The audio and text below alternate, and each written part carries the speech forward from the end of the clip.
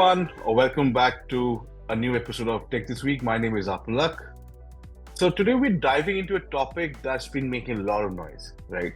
So Search GPT, the latest innovation from OpenAI, is supposed to redefine the concept of search engines. But before we unpack the story about Search GPT and its potential impact, let's understand what Search GPT is all about. Many of you I know are aware of this breakthrough story, but for those who are not, let me just tell you. So Search GPT, yes, like I said, is from OpenAI, right? So OpenAI recently announced a prototype search engine called Search GPT, which is designed to integrate the capabilities of GenAI with real-time web information. Why I'm calling out for a lot of people who are using ChatGPT right now. Maybe if you're using the free version, you can pretty much do everything, but you cannot do search like how you do probably a search in a Google or a Bing, right? You do not probably get real-time web information, but you do get that in the paid version of ChatGPT, which is ChatGPT 4.0, right? So that's one. So unlike the ChatGPT, which generates responses based on a broad training data set without citing specific sources, Search GPT, because you may wonder that how is Search GPT different from ChatGPT 4.0. Search GPT is designed to pull real-time information from the web, providing answers that are grounded and traceable to specific external sources, which is right now not a feature in ChatGPT 4.0. So Search GPT focuses on providing concise, search-efficient answers and summaries, similar to a traditional search engine, rather than engaging in long conversational exchanges like ChatGPT, right? So, big question, how does this change the way we use search engines? First, you get direct answers, and that intends to increase efficiency. I think one of the most compelling aspects of Search GPT is how it provides quick and direct answers. If you look at a typical search scenario, finding reliable information can sometimes take a lot of time, right? Search GPT aims to streamline this process, offering immediate and relevant answers off the bat, right? Then, obviously, you have the entire concept enhanced personalization. So traditional search engines display, a wide array of results, leading users, like I said, to shift through a lot of content. But by synthesizing information from various sources into a coherent response, Search GPT can provide comprehensive answers, much like a knowledgeable consultant, right? Then, obviously, there is the big difference between a traditional search engine and, say, something like Search GPT is the conversational interface. So it allows you to engage more naturally, asking follow-up questions and refining your searches as you go on. But then, this is all the differences between a traditional search engine and, say, something like Search GPT. And for the last 2-3 minutes I was speaking about, it probably gave you the impression that it's all great for Search GPT. But I'm asking you a question, is it that easy to replace search engines? My take is no. So while Search GPT aims to replace traditional search engines like, say, Google, Bing, and many others, let's understand the hidden aspects of why it is not a simple and straightforward task. First, user autonomy, right? See, traditional search engines offer a wide range of results, giving users the freedom to explore various options, right? But a platform like Search GPT could limit this range and create an echo chamber result, wherein we are left with the AI's results as the output of the search. So you getting what I'm saying? A traditional search engine like Google is truly democratic. You're searching for something, it gives you the unlimited links that are there for that search, and you choose which are the ones that you want to use. Search GPT probably may not give you that option, which leads to a very important point of bias and transparency.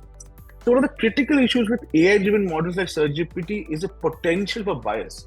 You see, at the end of the day, something like Search GPT is based on training.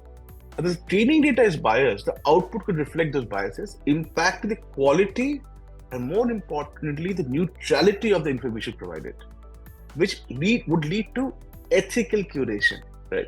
So deciding what information to present and what to omit involves significant ethical considerations. The way content is curated by Search GPT can influence user perceptions making it crucial to handle sensitive or controversial topics with care. So like I said, this is not an easy path and no direct answer as to will Search GPT completely replace traditional search, right?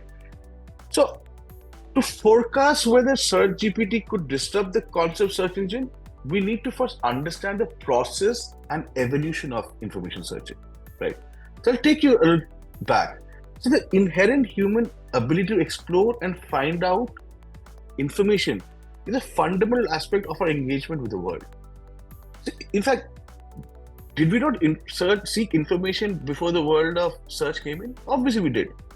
We had encyclopedias, information search was curated and limited. We used to go to libraries, but providing users with a controlled set of knowledge, right? So for instance, if you had an encyclopedia, right? It was a matter of pride to have an encyclopedia. It used to be very expensive, at least back in my time, right? But the information that you sought for was confined to that particular book, right? So this was a time when users had little choice but to accept the information presented to them. But now see, and you have to listen to this carefully. With the advent of internet, search engines like Google transformed this landscape, democratizing information access, right? Very important. Users could now explore a vast array of sources, critically evaluating different viewpoints, and ultimately make decisions based on a comprehensive understanding of the available data. I think this is a very important shift which led to the steps taken to empower the end user in the information age. But now this is where it gets interesting. With the introduction of Search GPT, are we potentially stepping back from this model of a user-driven exploration? Come to think of it. Because Search GPT, you seek information, you get one information, not an array of links like traditional search engines do, right? So we are potentially stepping back, if I may say. I mean, it's a loosely drawn analogy, but something to think about. So by summarizing and curating information, Search GPT actually is providing direct answers, but it also means that the AI is making choices about what information is more relevant. You don't have that choice, In this sense, the decision-making process is being subtly shifted from the user to the AI. The core actually of this concern lies in the nature of decision-making as a process. So I'll probably ask you to focus here. And if you look keenly, the evolution of search has always been aimed at empowering users to make informed decisions. This centralization of the decision-making process resembles the limitations of the encyclopedia era, where the scope of available information was dictated by the publishers rather than the user's interests and inquiries. Additionally, this passive approach can stifle curiosity and diminish the natural drive to seek out diverse perspectives and deeper understandings. While yes, we are living in the age of AI, and there are certain human qualities like curiosity, critical thinking, the desire to look for diverse perspectives, make probably traditional search irreplaceable, but that is my take right now. I may be completely wrong about this.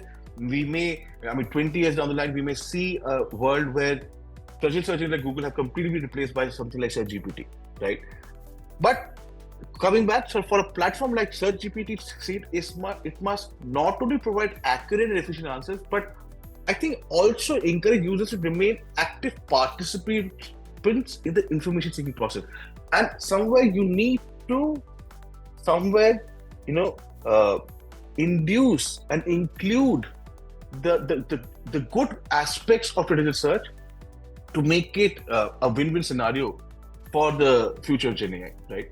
Because the ultimate goal should be to enhance our natural abilities to explore and understand, rather than replace them or contain them. A lot to think and ponder about this. That's it from my end. Have a great week ahead.